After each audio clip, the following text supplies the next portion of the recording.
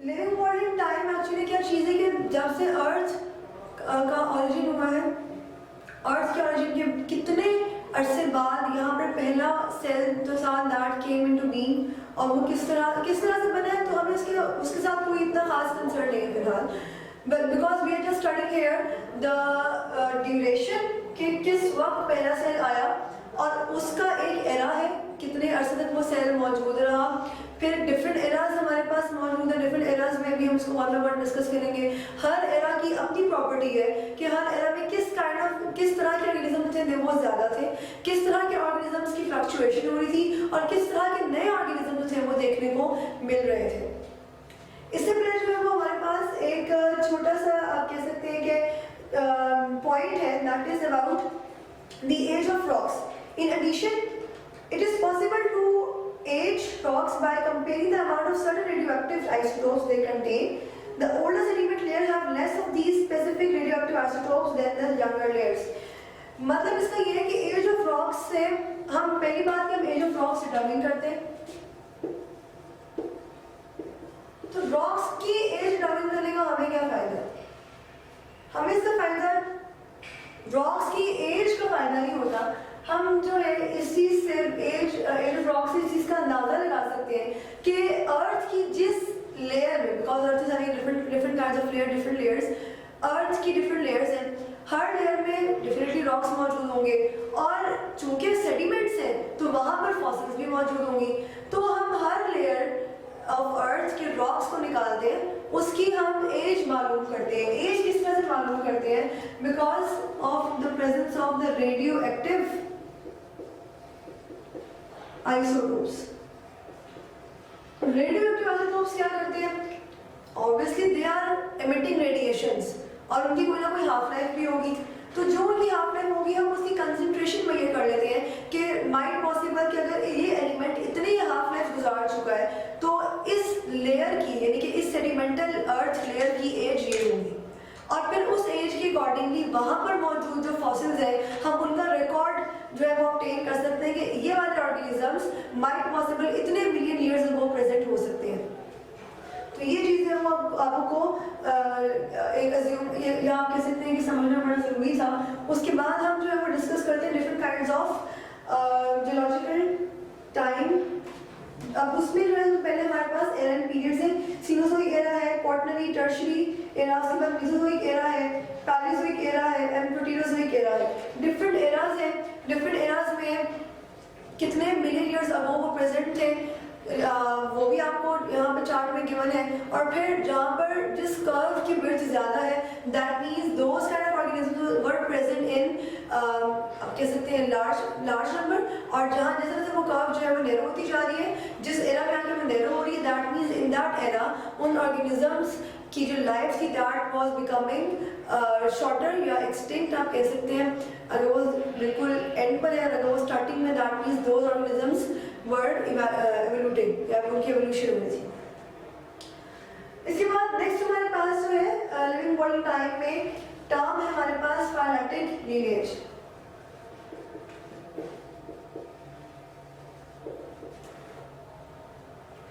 Phyletic lineage क्या है? अगर हमें ये पता है, लेट्स सपोज कि अर्थ पर पहला ऑर्गेनिज्म जो है वो कोई यूनिसेलुलर ऑर्गेनिज्म था, that must be a prokaryote. उस प्रोकैरियोट से लेके आज हमारे पास जो सबसे हाईली मॉडिफाइड ऑर्गेनिजम्स हैं इंक्लूडिंग ह्यूमन, एक चेन चलती आ रही है उस लोअर एनिमल से लेके, लोअर ऑर्गेनिज्म से लेके अब तक के हाईएस्ट मॉडिफाइड एनिमल्स तक। तो अगर हम, चाहे वो एनिमल्स हैं या वो प्लांट्स हैं, दोनों केसेस में जितने भी ऑर्गेनिजम्स हैं बेसिकली, तो अगर हम उस पूरी की पूरी चेन को एक दफा रिव्यू करें without the missing of any single organism, हम उसमें कोई एक ऑर्गेनिज्म भी मिस नहीं करते, तो that is known as a complete phyletic lineage. तो हम ये कह सकते हैं that it is a complete unbroken series. एक अनब्रोकन सीरीज है, कहाँ से? From ancestors to their descendants.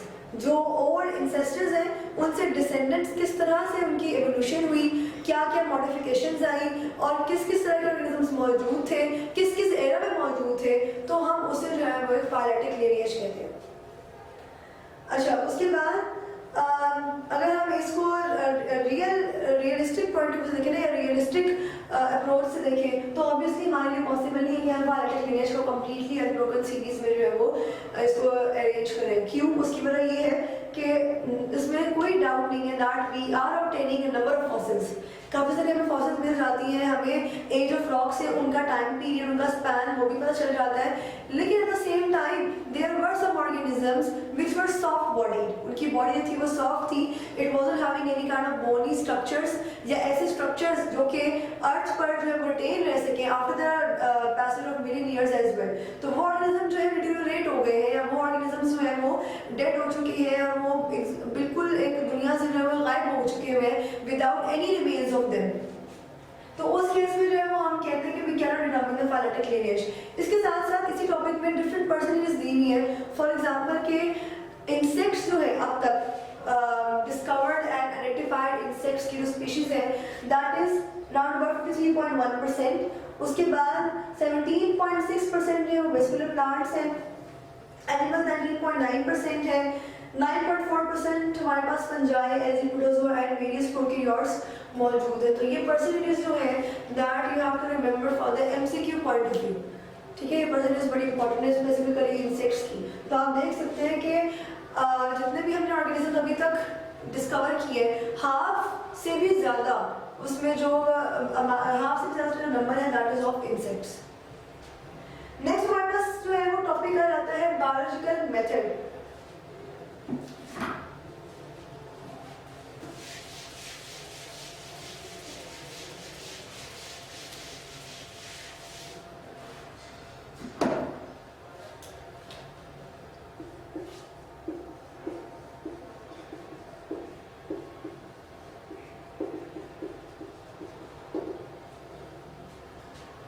Biological method क्या चीज़ है?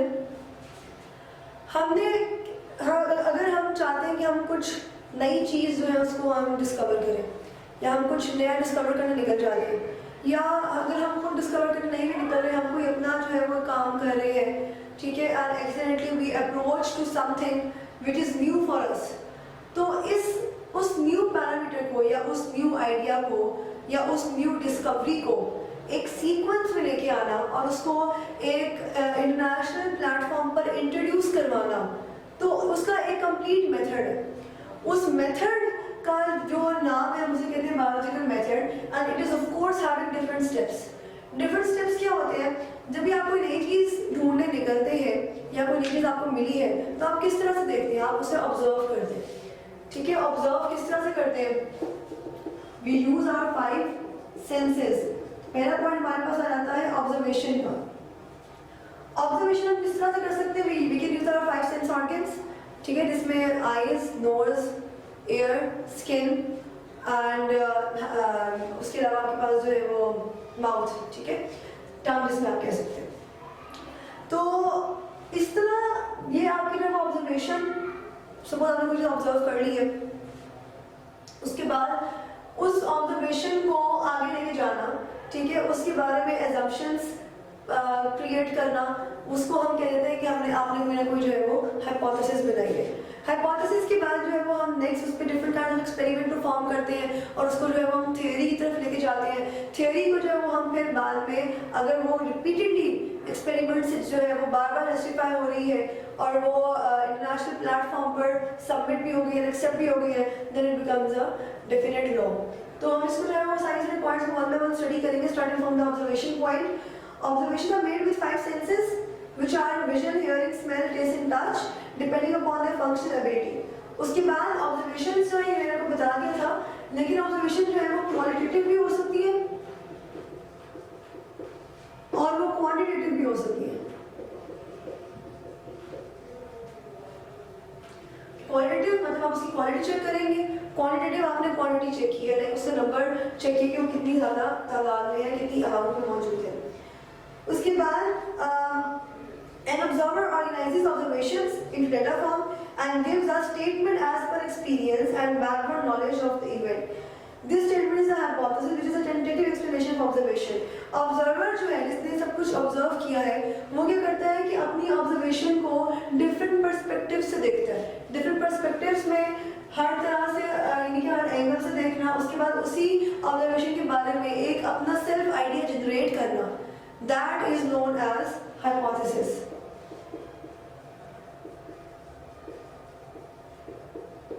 हाइपोथेसिस जो है it is a tentative statement. Tentative means not confirmed, अभी तक कंफर्म नहीं है, टेंटेटिव है, लाइक इट मे बी और इट मे नॉट बी। उसके बाद हाइपोथेसिस के स्टेज पर आकर हम जो है वो हाइपोथेसिस को दो टाइप्स में डिवाइड कर देते हैं। पहली टाइप हमारे पास होती है डिडक्टिव रीजनिंग,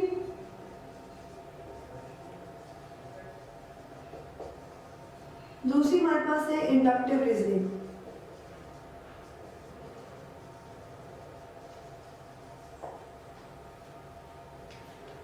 रीजनिंग हम रीजन देते हैं किस रीजन पे हमने हाइपोथेसिस बनाई है।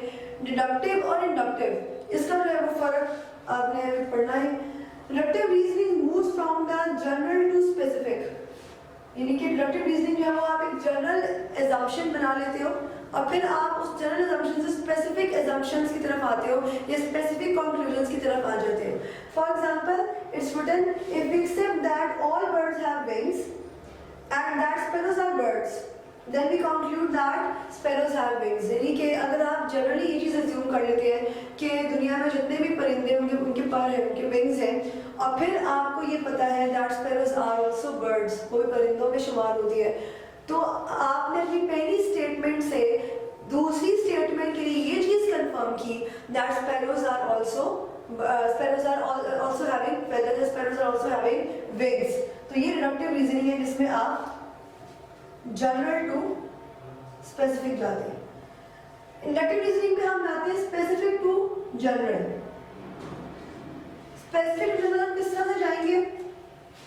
For example that if you know that sparrows have wings, ठीक है, and are birds, and you know that eagle, parrot, hawk etc. they are also included in the list of birds, then we will say that they also have wings। तो यहाँ पे आप specific एक चीज आपने ली, specific चीज यहाँ पे क्या थी, स्पैरो, और आप उससे जनरल की तरफ चले गए। जनरल की तरफ किस तरह से है that you are counting all the birds, sparrows है, क्रो है, पैरट है, पिजन्स है, तो वो एक जो है वो जनरल लेवल पे जाके आपने अपनी स्पेसिफिक रीजन को जनरल लेवल पे अप्लाई किया। तो this kind of reasoning is known as inductive reasoning. तो ये वाला भी जो है वो शॉर्ट क्वेश्चन इंपॉर्टेंट है बोर्ड के पॉइंट ऑफ व्यू से for difference between inductive reasoning and deductive reasoning. उसके बाद हाइपोथेसिस के बाद यहाँ हाइपोथेसिस को लेके नेक्स्ट स्टेप की तरफ अगर हम जाएं तो जब हम बात करते हैं कि हमने हाइपोथेसिस बनाई थी बाय आवर ऑब्जर्वेशन स्किल्स, तो अगर हम ऐसी कोई चीज़ कर रहे हैं, यानी कि अगर हम सपोज खुद ऑब्जर्व नहीं करना चाह रहे और हमारे पास एक्सीडेंटल ऑब्जर्वेशन आ जाती है, एक्सीडेंटल आइडिया जनरेट हो जाता है, वो किस तरह से हो जाता है, लाइक लेट सपोज या अगर हम एक रियलिस्टिक पॉइंट को देखें that was the discovery of penicillin, because Alexander Fleming जो था वो लैब में ही was doing some kind of research, petro industry पर कुछ बाहर से पोर्स आके गिरे, ठीक है, वहाँ पर जो है वो ग्रोथ हुई पेनिसिलिन की and from that growth he discovered the antibiotic penicillin. तो वो एक एक्सीडेंटल डिस्कवरी है। तो ऑब्जर्वेशन जरूरी नहीं है कि वो 5 सेंसेस से हो, एक्सीडेंटल डिस्कवरी भी हो सकती है। पहली बात जिसमें आप क्या करते हैं कि आप किसी और चीज़ के ऊपर काम कर रहे होते हैं and eventually you get to discover some other new thing. उसके अलावा हमारे पास जो है वो एस्थेटिक प्रेफरेंसेस भी हो जाती है। एस्थेटिक प्रेफरेंसेस यानी कि कुछ ऐसी चीज़ें जो कि हमें ऑलरेडी एक दुनिया में जो है वो बताई जा चुकी होती हैं और हम उस पर हमें उससे कोई लॉजिकल पैरामीटर नहीं मिलता, but somehow we try to reduce logics from that preferences. उसके बाद रिलीजियस और फिलोसॉफिकल आइडियाज, ऐसे आइडियाज जो कि हमारे रिलीजन में मौजूद है या फिलोसॉफिकली हमारे पास मौजूद है, हम उनको साइंस में इंट्रोड्यूस करवाने की कोशिश करते हैं। उसके बाद we're having comparison and analogy with other processes, हम कंपेयर करते हैं या हम उसके कंट्रास्ट में जाते हैं अदर प्रोसेसेस के साथ। उसके अलावा discovery of one thing while looking for other thing, definitely आप एक चीज़ जो है वो उसकी तरफ देख रहे हैं, उसको इन प्रोसेस लेके चल रहे हैं और एक्सीडेंटली आपने किसी और चीज़ को डिस्कवर कर लिया, पहले भी डिस्कस कर चुकी थी। और इमेजिनेशन ऑफ इंट्यूशन, ये भी जो है पॉइंट हो सकता है कि आप खुद से कोई चीज़ इमेजिन करो और फिर उसकी तरफ जो है वो काम करना शुरू कर दो। That will also be included in the hypothesis. उसके बाद हाइपोथेसिस को जो है वो हम डिफरेंट फॉल्सिफिकेशंस की तरफ एक्सपोज करवाते हैं, न्यूरोफॉस्फोरिलेशन की तरफ एक्सपोज किस तरह करवाते हैं, that we do certain kind of experiments on the hypothesis. अगर हमारे पास हर दफा एक्सपेरिमेंट जो है उसका सेम रिजल्ट आ रहा है और आपकी जो हाइपोथेसिस है वो जस्टिफाई हो रही है हर दफा, तो दिस में increase the level of confidence of the scientist और वो हाइपोथेसिस को जो है वो थ्योरी के लेवल पर लेकर जाता है। तो a good theory is predictive and has explanatory power. Predictive भी हो सकती है एंड प्रेडिक्टिव मतलब कि प्रोडक्टिव है, आप उससे डिफरेंट आइडियाज जो है वो जनरेट कर सकते हो। उसके बाद एक्सप्लेनेशन की पावर भी होती है उसके पास कि क्या चीज़ बेसिकली एक्सप्लेन करना चाह रहे हैं आप। उसके बाद however in the case of productive theory the testing goes on, यहाँ पर भी टेस्टिंग जो है वो चलती रहती है। ऐसा नहीं है कि हाइपोथेसिस के बाद थ्योरी के लेवल पर हम एक्सपेरिमेंटल अप्रोच को तर्क कर देते हैं। Even then we are continuing the testing on the theory. और अगर उसके बाद भी ये टेस्टिंग जो है वो कम्प्लीटली आपकी हाइपोथेसिस को या थ्योरी को सपोर्ट करती है, देन वी से that theory has approached the level of scientific law। Theory जो है उसने लॉ का जो एक लेवल है वो अचीव कर लिया। तो लॉ जो है वो बायोलॉजी में काफ़ी कम है। बायोलॉजी में कम इसलिए है बिकॉज ऑफ द एक इल्यूसिव नेचर है बायो में ऑर्गेनिजम्स की, नेचर की बेसिकली। तो अब हम जो है वो laws at the whole apply नहीं कर सकते and we are only having two laws, जिसमें मेंडल्स लॉ है सेग्रीगेशन का, उसके बाद हार्डी-वेनबर्ग थ्योरम है हार्डी-वेनबर्ग का, और उसमें उसको भी जो है वो हम इंशाल्लाह इंटरमीडिएट डिस्कस करेंगे। So that's all about the topic.